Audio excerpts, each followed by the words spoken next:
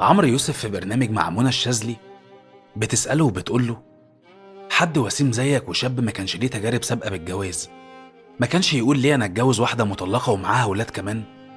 طبعا كندا ست جميلة وما ينقصهاش أي شيء، لكن الناس عندها فضول تسمع وجهة نظرك في الموضوع ده.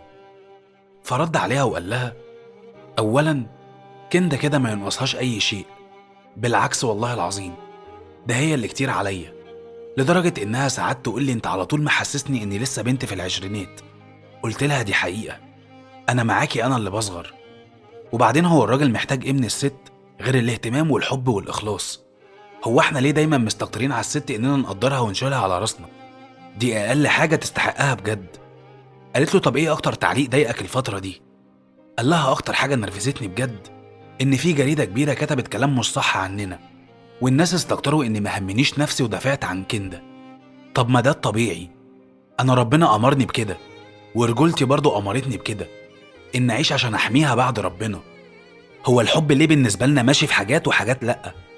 على فكرة أنا ما عنديش راجل وست، أنا ممكن أكون رافض طلب معين ليها، بس بعد ما بنتناقش أوافقها واقتنع بكلامها. الراجل لازم يحترم رأي الست وعقليتها، بلاش دايما الراجل يشوف نفسه أقوى وأذكى منها، عشان الحقيقة عكس كده تماما. خليها هي اللي تشوفك أقوى بعقلك وحكمتك وحنيتك عليها، وتشوفك أذكى لما تتناقش معاها وتخليها تقتنع برأيك وهي مبتسمة ومقتنعة برأيك وكلامك. قالت له: طب إيه التعليق اللي ضايقك من الناس؟ قال لها: أنا هقولك حاجة، أنا كنت في مرة في مطعم مشهور أنا وكندا، فبرجع لها الكرسي عشان تقعد وببوس راسها، فجأة شفت نظرات من الناس وكأن اللي بعمله ده شيء مش طبيعي ومستكترينه عليها. والأغرب بقى إن الرجالة مستغربة أكتر من البنات. على فكرة أنا بحبها وأي حاجة بعملها ده شيء تلقائي ونابع من حبي ليها.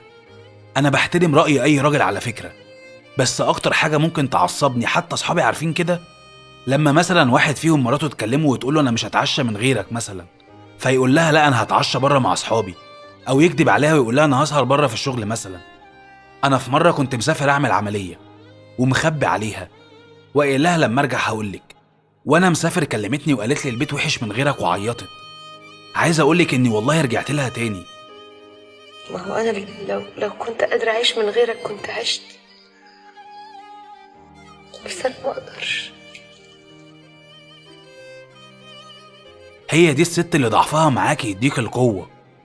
بجد اللي معاه ست بتحبه لازم يتقي ربنا فيها، يا يسيبها تشوف حياتها مع اللي يقدرها ويحس بقيمتها.